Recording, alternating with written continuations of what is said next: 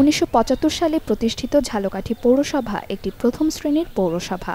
এত পুরনো হলেও পৌরসভার ময়লা আবর্জনা অপসারণের ব্যবস্থা খুবই নাজুক। শহরের যত্রতত্র দেখা যায় ময়লা আবর্জনার স্তূপ। এছাড়া ড্রেনগুলো নিয়মিত পরিষ্কার না হওয়ায় মশার কারখানায় পরিণত হয়েছে এই পৌরসভার বিভিন্ন এলাকা।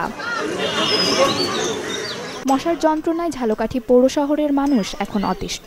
ঝালকাঠি শহরে সন্ধ্যার পরে বিভিন্ন বাসাবাড়ি ও ব্যবসায়িক প্রতিষ্ঠানে কয়েল জ্বালিয়ে মশার স্প্রে করে এমনকি ইলেকট্রনিক ব্যাট দিয়ে মশা মারার চিত্র এখন প্রতিদিনের। দিনের বেলায়ও মশারি টানিয়ে থাকতে হচ্ছে পৌরবাসীর।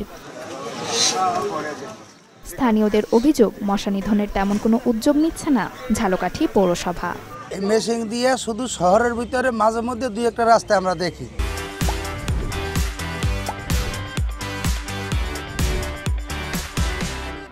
যে এই মেশিনগুলো ধোয়া মারে, কিন্তু আমাদের গ্রাম সাইড যে কয়টা ওয়ার্ড আছে, কোনো ওয়ার্ডের ভিতরে কোনো মেশিন নিয়ে কেউ যায় না, কোনো জায়গায় কোনো কিছু মারে না।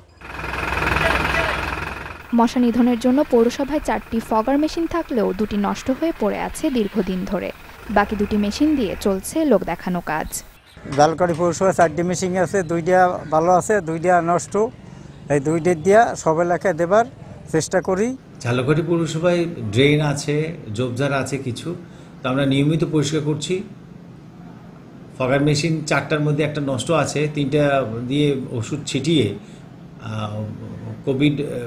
আমাদের ডেঙ্গু মশা নির্মূলের জন্য সচেষ্ট আছি।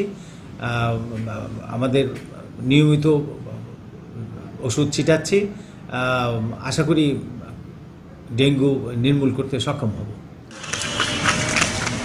ঝালকাঠি সিভিল সার্জন বলেন, ডেঙ্গুর মৌসুম আসার আগেই জলাশয়, ড্রেন, নর্দমা পরিষ্কার করা জরুরি। এই যে নালা নর্দমা এবং যেখানে পানি জমে থাকে, এগুলি যদি আমরা পৌরসভার উদ্যোগে অথবা আমাদের জেলা প্রশাসনের উদ্যোগে অথবা আমাদের স্বাস্থ্য বিভাগের উদ্যোগে, যৌথ উদ্যোগে আমরা যদি এখনই আমরা পরিষ্কার পরিচ্ছন্ন না করি, তাহলে মশার জন্য আমাদেরকে এই ডেঙ্গু এবং অন্যান্য রোগ খুব মারাত্মকভাবে প্রাদুর্ভাব বিস্তার করতে পারে। এ বিষয়ে আমাদেরকে সচেতন হতে হবে। মশা নিধনের জন্য করণীয় পদক্ষেপ গ্রহণ করে দ্রুতই এই সমস্যা সমাধানের দাবি ঝালকাঠি পৌরবাসীর। Desk report, channel 24।